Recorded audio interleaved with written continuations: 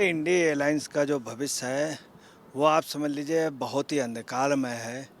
डूबते हुए जहाज की ना कोई कप्तानी करता, लोग जो है उससे छोड़ छोड़ करके अपने अपने को बचाने के लिए घूम रहे हैं। फारूक अब्दुल्ला ने जिस तरह से कहा है तो उन्होंने बहुत स्पष्ट कर दिया है कि इंडी गठबंधन से कोई भी उनका समझौता नहीं होगा। दूसरा उन्होंने क्लियर कर दिया कि एनडीए के लिए जब बात हुआ तो एनडीए के लिए उनके बातों से साफ पता चल रहा कि दरवाजे खुले हैं।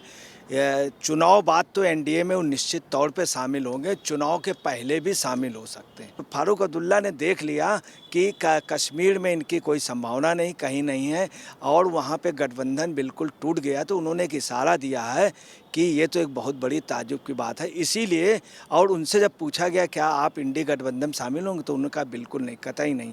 नमस्कार, स्वागत है आपका एचडीवी न्यूज पर। मैं हूं आपके साथ शिप्रा सैनी। बिहार के मुख्यमंत्री नीतीश कुमार ने जब से इंडी अलायंस से नाता तोड़ा है उसके बाद से इंडी अलायंस के भविष्य को लेकर लगातार सवाल उठ रहे हैं। अब एक और साथी ने साथ छोड़ दिया है। हम बात कर रहे हैं नेशनल कॉन्फ्रेंस के नेता फारूक अब्दुल्ला की, जिन्होंने विधानसभा चुनाव जम्मू कश्मीर में और साथ ही लोकसभा चुनाव अकेले लड़ने का फैसला कर लिया है। यानी किसी के भी साथ वो सीट शेयर नहीं करेंगे, वो अकेले अपने दम पर चुनाव लड़ेंगे।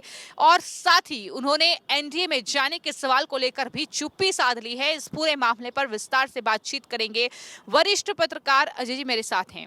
अजय जी, बहुत बहुत स्वागत है आपका। सवाल ये है कि नीतीश कुमार ने साथ छोड़ा और उसके बाद अब फारूक अब्दुल्ला ने भी पांव पीछे कर लिए हैं कि भाई हम तो अकेले चुनाव लड़ेंगे, अपने दम पर चुनाव लड़ेंगे। कितना बड़ा झटका इंडिया अलायंस के है और क्या भविष्य इंडिया अलायंस का आपको नजर आ रहा है? देखिए, इंडिया एयरलाइंस का जो भविष्य है वो आप समझ लीजिए बहुत ही अंधकारमय है। तो बिल्कुल ये स्थिति हुई जैसे कोई गुब्बारा था, वो हवा में उड़ गया ऊपर और आके बिल्कुल नीचे आ गया। परंतु अब जो इंडिया एयरलाइंस है बिल्कुल रसातल में चला गया। डूबते हुए जहाज की ना कोई कप्तानी करता, लोग जो है उससे छोड़ छोड़ करके अपने अपने को बचाने के लिए घूम रहे हैं। और जिस जहाज के वे बैठने की उन्होंने योजना भी थी वो जहाज़ तो डूब जाएगा, मगर जो लोग डूब जो वहाँ से उतर के भाग रहे हैं वो बचने की संभावनाएँ हैं। दूसरी आपको बता दें कि फारूक अब्दुल्ला ने जिस तरह से कहा है तो उन्होंने बहुत स्पष्ट कर दिया है कि इंडी गठबंधन से कोई भी उनका समझौता नहीं होगा। दूसरा उन्होंने क्लियर कर दिया कि एनडीए के लिए जब बात हुआ तो एनडीए के लिए उनके बातों से साफ पता चल रहा कि दरवाजे खुले हैं। चुनाव बाद तो एनडीए में वो निश्चित तौर पे शामिल होंगे, चुनाव के पहले भी शामिल हो सकते हैं। जब उन्होंने हालात देखे कि बिहार में ये पोजीशन है, पहले स्थिति ये थी कि हकीकत ये थी कि जदयू और राजद जितने सर्वे आ रहे थे उनको मजबूत दिखा रहे थे। जब से नीतीश कुमार ने एकाएक एक रात में पार्टी छोड़ दी, अब जो सर्वे आ रहे हैं उसमें ये पता चल रहा राजद गठबंधन को मैक्सिमम 3 सीटें मिल सकती हैं, मैक्सिमम 3 टोटल विपक्ष को, कांग्रेस और उनको। और टोटल सीटों महाराष्ट्र में भी यही हुआ कि पहले महाराष्ट्र में गठबंधन की स्थिति बहुत मजबूत थी और जिस समय अजीत पवार की पार्टी को मान्यता मिल गया, आज पता चला विपक्ष का दर्जा दे दिया गया। शिवसेना जो असली शिवसेना और शिंदे की हो गई और कांग्रेस के तमाम लीडर चले गए, तो क्लियर हो गया कि ये गठबंधन जो है बिल्कुल इसका कोई भविष्य नहीं। दूसरा आज जो उन्होंने फारूक अब्दुल्ला ने ये भी कहा है जो सबसे मेन बात कि हमें बहुत दुख है, अगर कांग्रेस कहीं पे जीवित रह गई थी तो सिर्फ महाराष्ट्र में रह गई थी, अब महाराष्ट्र में भी डूब गई। और सबसे बड़ी बात है जो बड़े बड़े लीडर चले गए हैं कांग्रेस से, सबसे बड़ी बात वहाँ पर एनसीपी में एक बहुत बड़ा मुस्लिम लीडर वो एनसीपी में चले गए। फिर 10 तारीख को वहाँ पर मुरली देवड़ा के लड़के मिलिंद देवड़ा भाजपा में चले गए और 14 तारीख को जिस तरह से ये चौहान चले गए, अशोक चौहान के जाने के बाद एमएलसी जो राजू गए हैं, उससे आप समझ लीजिए कांग्रेस को बहुत बड़ा झटका लगा, खास तौर से राजू सेटलकर से। और अशोक चौहान को राज्यसभा मिल गया। तो मेन चीज़ उन्होंने ये कहा कि जो जहाँ पे कांग्रेस पुनर्जीवित हो सकती थी, सर्वे रिपोर्ट में भी आ रहे थे महागठबंधन, वहाँ कांग्रेस ख़त्म हो गई। तो मेरे लिए ये एक बहुत बड़ी वो है और उन्होंने इस पर बड़ा दुख प्रकट किया और उन्होंने कहा लेकिन यहाँ पर सवाल जो है वो ये भी है कि उनसे ये भी पूछा गया कि अगर आप प्रधानमंत्री और गृह मंत्री से मिलना चाहेंगे, तो उन्होंने कहा हाँ जरूर मिलना चाहेंगे।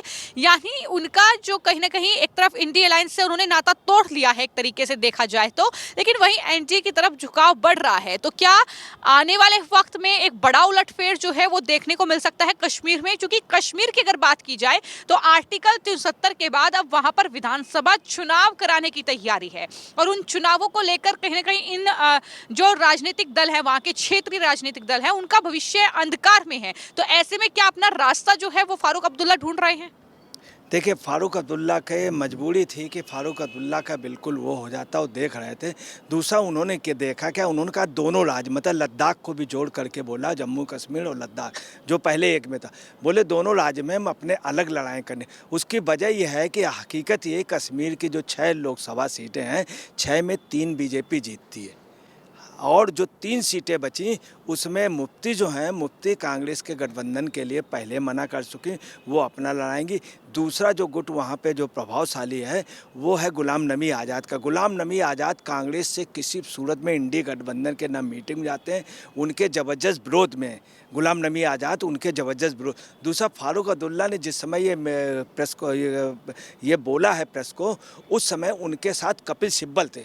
कपिल सिब्बल इस समय कांग्रेस से अंदर अंदर बहुत एंटी हैं, वो राज्यसभा में सपा के उससे गए, और कांग्रेस उनको किसी गठबंधन में आने नहीं देती, पूछती है कैसे आए, मेरे प्रतिनिधि नहीं है। तो फारूक अब्दुल्ला ने देख लिया कि कश्मीर में इनकी कोई संभावना नहीं, कहीं नहीं है, और वहाँ पे गठबंधन बिल्कुल टूट गया। तो उन्होंने एक इशारा दिया है कि ये तो एक बहुत बड़ी ताज्जुब की बात है। इसीलिए, और उनसे जब पूछा गया क्या आप इंडी गठबंधन में शामिल होंगे, तो उन्होंने कहा बिल्कुल नहीं, कतई नहीं, और कोई समझौता, मतलब उनका स्पष्ट था कि राजग के लिए दरवाजे खुले हैं, चूँकि उन्होंने एक पैर राजग की ओर, मगर राजनीतिक कारणवश अभी वो एकदम से कोई चीज़ अनाउंस नहीं कर रहे हैं।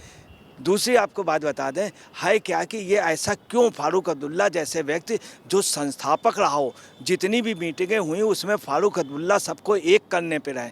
फारूक अब्दुल्ला और नीतीश कुमार दोनों लोग चले गए। तीसरी ममता बनर्जी थी, ममता बनर्जी ने स्पष्ट कह दिया कोई समझौता नहीं होगा।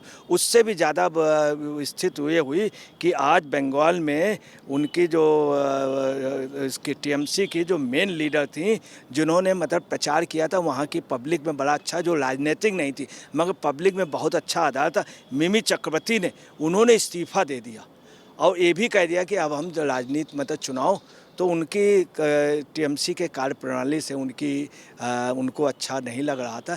दूसरी आपको बताना है पंजाब में क्या हुआ, पंजाब में जो अमरिंदर सिंह थे उनकी वाइफ बीजेपी में शामिल हो गई। दूसरा, बसपा ने आज ये कह दिया है कि मैं अब अकाली दल के साथ नहीं रहूँगा।